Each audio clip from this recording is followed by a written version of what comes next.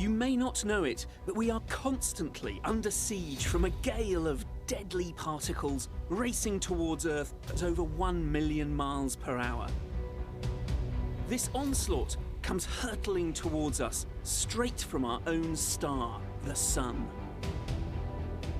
This all sounds pretty apocalyptic, but why can't we feel this solar wind? And how do we survive such lethal force? Luckily for us, Earth has an invisible force field that deflects most of the dangerous particles. This shield is called the magnetosphere. It's the area around Earth controlled by the planet's magnetic field. And whilst it shelters us, it also creates one of the most impressive phenomena on Earth, the Northern Lights. I've come to the University of Leicester to witness how this collision in space results in such a spectacular natural wonder down here on Earth. This is a planetarella, and essentially what it does is it compresses 93 million miles into about 20 centimetres. The large ball on this side represents the Sun, and the smaller one over here, that's the Earth. And inside, there's a really strong magnet that gives us the Earth's magnetic field. We then put a large voltage between the two, and that gives us a solar wind. And if you look at the Earth, you can see at the poles, there's a purplish glow. In my miniature solar system here, I've recreated the northern and southern lights, the aurora.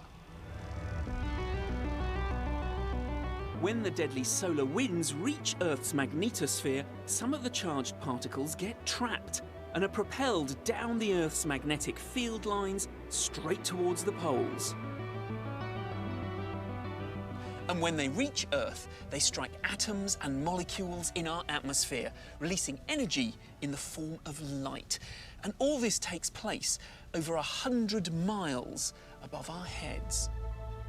To see the auroras simulated in the lab is fascinating, but nothing can beat the real thing.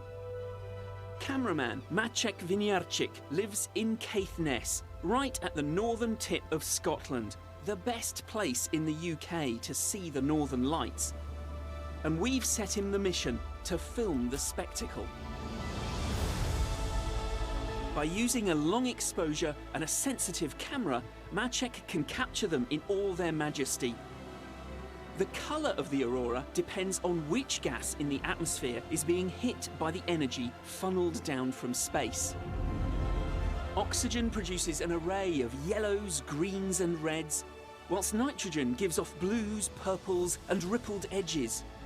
This awe-inspiring light show is a reminder that we are connected electrically to the sun. And their beauty has inspired artists, writers and poets.